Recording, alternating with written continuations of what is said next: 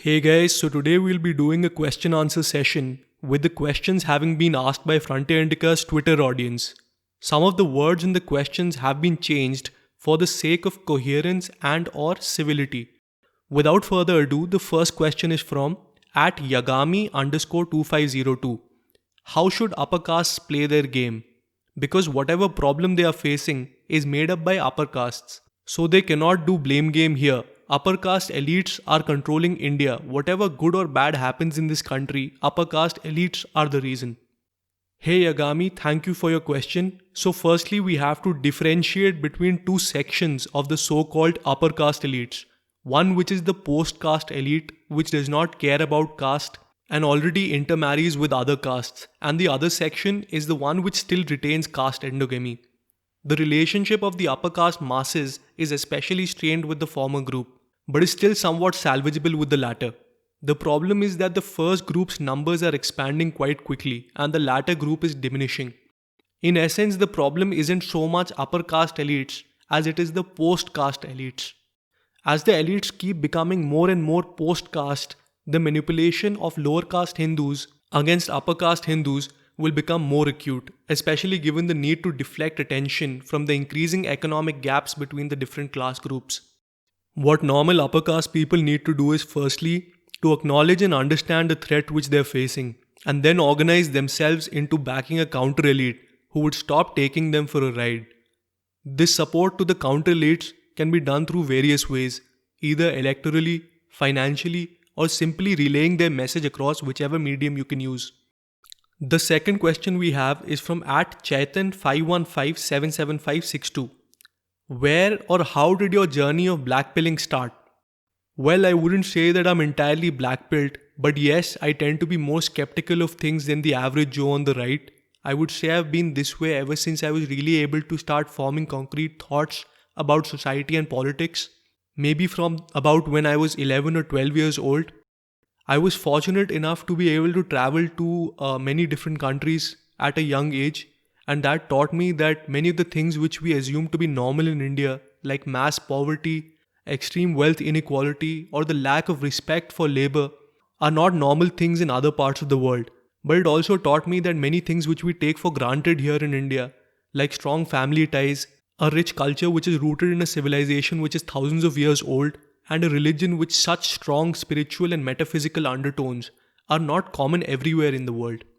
As I see our continued lackadaisical and counterproductive approach towards economic and class issues and the open hatred towards the Hindu faith and civilization, it continues to bolster my skepticism towards the intentions of the ruling class and the intelligence of the voting public at large. The next question is from @Om93204933. How do we stop Muslim League 2 from taking root? Good question, Om. This is something that we have talked about on this channel before, that with the increasingly polarized identity politics coming to India, as well as the demographic expansion of Islam, we are likely to see a rerun of the decades preceding partition in 1947, especially given the BJP's tacit support to the AIMIM for short-term political gains. Unfortunately, I don't see a solution for this in the short to medium term, because the central government led by the BJP is either incapable or entirely unwilling, or maybe both, to do something about this problem. Congress, SP, BSP, TMC and the whole so-called secular lot of parties also won't be able to do much for fear of antagonizing the Muslims and making the Owaisis even more powerful. If there was a willing government, then the first obvious solution would be to ban Islamist parties like the AIMIM and the IUML in Kerala, and also to cut off funding to Islamic NGOs and mosques from Gulf countries and Turkey and Malaysia and countries like that. But as I said, this is likely not forthcoming from the powers that be. The next question we have is from @man_hardboiled. How do we get India's economy back on track? Well, this is a very tough question because, as we know, they call economics the dismal science, or in some ways not a science at all.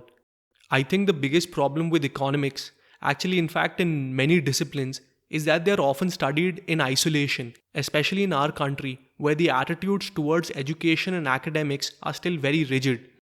So we have a situation where economic lessons are taken from other countries and applied here without a lot of thought going into our own history, our own social norms, our own human capital issues, and this tends to lead to disastrous results.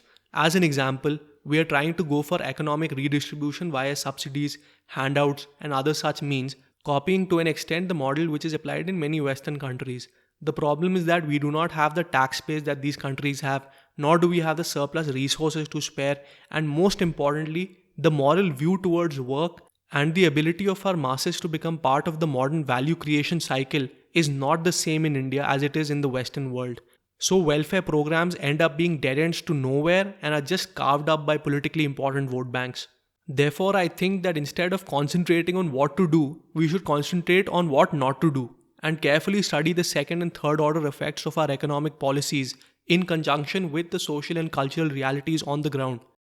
We also need to do our best to avoid slipping back towards a command economy, especially given the belief in many quarters that if there is any problem in society, then only the government can fix it by intervening. In more cases than not, government intervention backfires spectacularly. We need to minimize government role to being an overseer and neutral arbiter rather than being a trigger-happy big brother. We also need to have stronger antitrust laws to prevent the kind of wealth consolidation we are seeing in the Indian economy right now, as this will have and is already to an extent having a very detrimental effect on the Indian middle class. The next question is from @Priyam_PS. How big a role does a monetary budget play in creating a strong nation? Like mentioned in the Armenia tweet, how important is having an infinite player mindset? I think the answer to this is pretty straightforward. Yes, the amount of money you spend has a huge impact on how strong you can become militarily, but the caveat to this is that countries where this defense spending is going into the indigenous military industrial complex are much better off than countries where this is going into arms imports. Because firstly, you are becoming self-reliant on weapons, and secondly, over time your costs are massively reduced by producing something indigenously rather than relying on a foreign country. Also important to note is that the practical experience and military tradition of a country's armed forces are very important as well when it comes to using said weapons. Saudi Arabia had the world's shiniest military hardware, but we all saw what happened in Yemen, so it's good to have the best of both worlds. Coming to the infinite player mindset, I think it is something that is absolutely necessary for a country like India which finds itself in a civilizational conflict. This civilizational conflict may go on for a few hundred more years or 1,000 more years, who knows, but being short-sighted about it means we have given the enemy unlimited number of chances to win against us. They can lose 99 battles out of 100 and win just one, and they can advance permanently. We have to win 100 out of 100 times to ensure that we don't have to retreat permanently. With enough permutations and combinations, it is easy to see which side will come out on top given the current state of things. The next question is from @S_Thakur_Vikram. How do you solve the 25% Muslim population issue in India, or how do we make them to 2%? Thank you for your question, Vikram. Firstly, I don't believe the percentage you're working with is accurate. I think we are probably in the 15 to 16% range in 2020, or at worst 17 to 18% if the undercounting is really, really bad. So firstly, we need to ask ourselves, how did we get into this situation? The obvious answer is through centuries of fertility differentials between Muslims and Hindus. Muslims have outbred Hindus in the Indian subcontinent ever since they first came here, and it is this outbreeding which has caused Hindus to continuously lose population share. Let me share a statistic with you. In 1881, Muslims were 19.97% of the territory that today forms India, Pakistan and Bangladesh.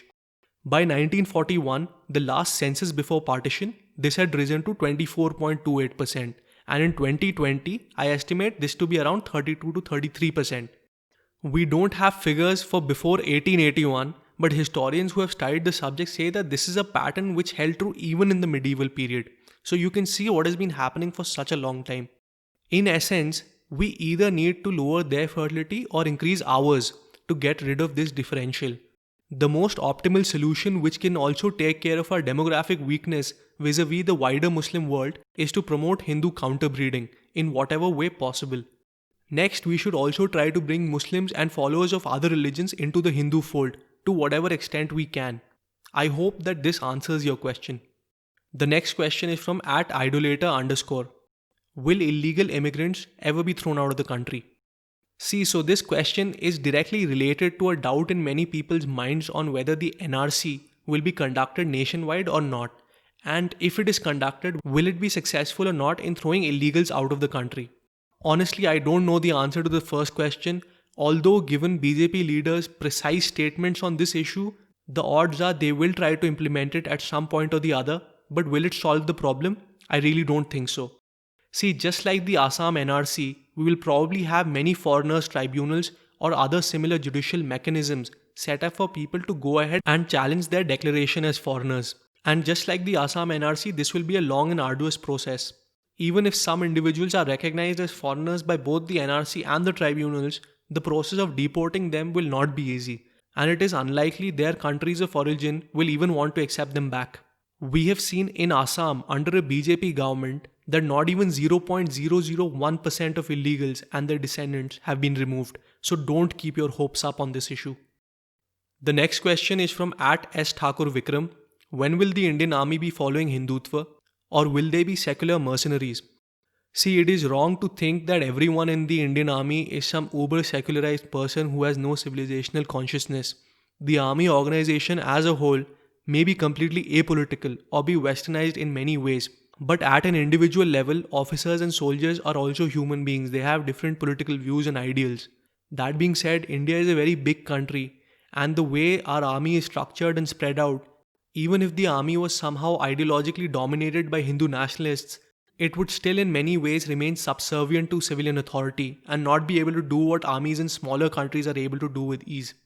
So to get real control over the armed forces, it is very necessary to gain political control, and only then can more systemic reforms be introduced in the military. The next question is from @Agast Kranti. How do we get BJP to work on core Hindu civilizational agenda? How do we pressure them? Do we infiltrate them? Is it even possible? Or a new political party? In brackets, next to impossible. Thank you for that question, Agast Kranti. I've thought a lot about this and have shared my views on some previous occasions as well. I think it is absolutely vital for the cause of Hindus to have alternative political parties which can keep the pressure on the BJP, especially parties which are not predators out to destroy Savarna Hindus. Infiltrating the party from within may or may not work. I'm not too sure about this. Because on the one hand, yes, the Sangh does tolerate a lot of diversity of opinions within it, but on the other hand, the old guard there is so entrenched and the whole organization is so big now that influencing meaningful change from within is going to take a very, very long time. Time which unfortunately our civilization does not have. The next and last question is from @power_Joshi. Hi, one of my BJP friends was defending Modi on the fireworks ban issue, saying it is the Supreme Court's power. We cannot do anything about it. He referred me to Article 32 and MC Mehta case of 1986. I read about both of them, but nothing relevant came into picture. Can you highlight how this cracker ban decision was taken by the Supreme Court? Thank you for your question, Power Joshi. First of all, it is not the Supreme Court's decision here which is important, but the National Green Tribunal's decision, which imposed a complete blanket ban on Diwali firecrackers in all cities where pollution quality was measured as poor in November, and allowed green crackers only in cities where the quality was measured as moderate or below, that too for just 2 hours. Now what happened after the NGT order was passed was that some states decided to go even further and impose total bans, claiming they were just following NGT orders, for example Telangana.